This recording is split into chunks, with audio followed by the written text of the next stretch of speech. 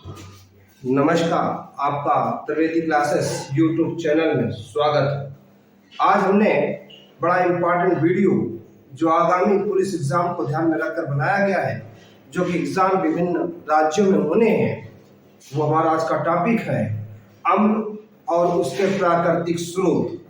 यानी अम्ल हमें जो प्राप्त होता है वो कहाँ से प्राप्त होता है।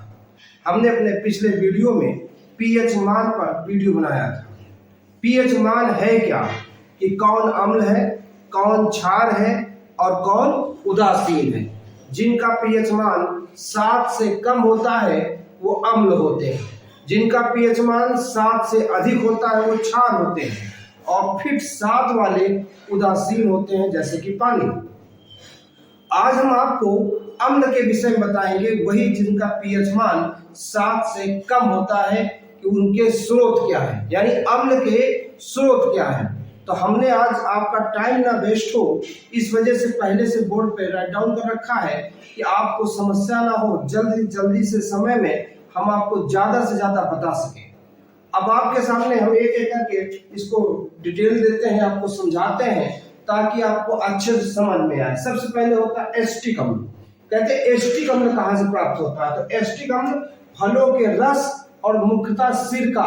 आपने सुना होगा, देखा भी होगा कि जो गन्ने का रस होता है इसको रख दिया जाता है, और एक लंबे अरसे के बाद 4 से 5 माह बाद उसमें एस्टिक अम्ल का निर्माण होता है।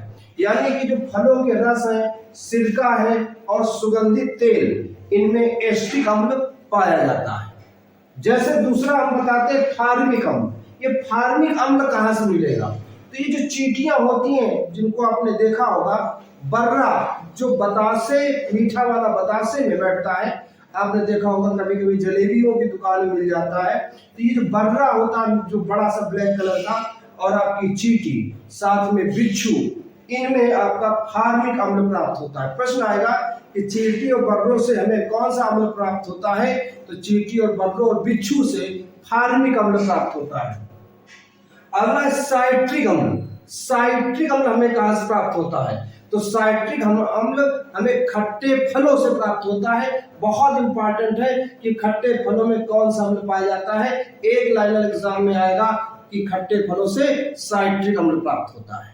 अगला है जैसे लैक्टिक अम्ल। लैक्टिक अम्ल हमें कहां प्राप्त होता है। जब दूध से दही का निर्माण होता है, तो जो दही होता है, दही में जो खट्टापन होता है वो लैक्टिक अम्ल के कारण होता है। यानी दूध से दही निर्माण की प्रक्रिया के पश्चात दही का खट्टापन लैक्टिक अम्ल के कारण होता है, या फिर खट्टा दूध, वो भी लैक्टिक अम्ल के कारण होता है।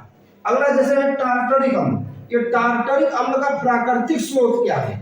इमली और अंगूर। अंगूर और इमली देखा होगा, खासकर इमली में जो हम लोग जब खाते हैं तो दांत में अजीब सा महसूस होता है, यानी स्वाद में एक अजीब सा महसूस होता है, वो टार्टरिक अम्ल के कारण होता है। यानी इमली और अंगूर से हमें टार्टरिक अम्ल प्राप्त होता है। अगला है मैलिक अम्ल। मैलिक अम्ल किससे प्राप्त होता है। ये सेब यानी एप्पल, एप्पल से हमें मैलिक अम्ल प्राप्त होता है। और अगला है ऑक्सैलिक अम्ल। ऑक्सैलिक अम्ल हमें कहां से प्राप्त होता है। तो ये हमें पालक से प्राप्त होता है। हमने आपको बहुत ही कम शब्दों में, जितने एग्जाम में पूछे आते हैं, या तो ये मैचिंग में पूछा जा सकता है, या इनमें से कोई भी एक व्यक्तिगत रूप से पूछा जा सकता है। एक लाइन में बहुत अच्छे से इसको रट्टा मार ले, 1 नंबर लगभग पक्का हो जाता है। अम्ल पर क्वेश्चन आता है। हमने पिछले वीडियो में पीएच मान पर इसीलिए बनाया था, क्योंकि आपको ये समझ में आ जाए अम्ल कौन है और क्षार कौन है। अम्ल वो जिनका पीएच मान 7 से कम है। और अम्ल कहां से प्राप्त होता है। तो एस्टिक अम्ल प्राप्त होता है फलों के रस और सिरका से। फार्मिक अम्ल जो प्राप्त होता है चींटी, बर्रा, बिच्छू से। साइट्रिक अम्ल कहां से प्राप्त होता है। खट्टे फलों से। लैक्टिक अम्ल कहां से प्राप्त होता है। दूध, दही से। दही का खट्टापन लैक्टिक अम्ल के कारण होता है। टार्टरिक अम्ल कहां से प्राप्त होता है। इमली और अंगूर से। मैलिक अम्ल कहां से प्राप्त होता है। सेब से। और ऑक्सैलिक अम्ल कहां से प्राप्त होता है। तो पालक से। हमने बहुत ही कम शब्दों में बेहतरीन बताने की कोशिश की है। अगर आपको अच्छा लगा हो तो लाइक करें, शेयर करें। जिसने सब्सक्राइब न किया हो सब्सक्राइब करें, ताकि हम भविष्य में और अच्छे वीडियोस बनाते रहें। धन्यवाद।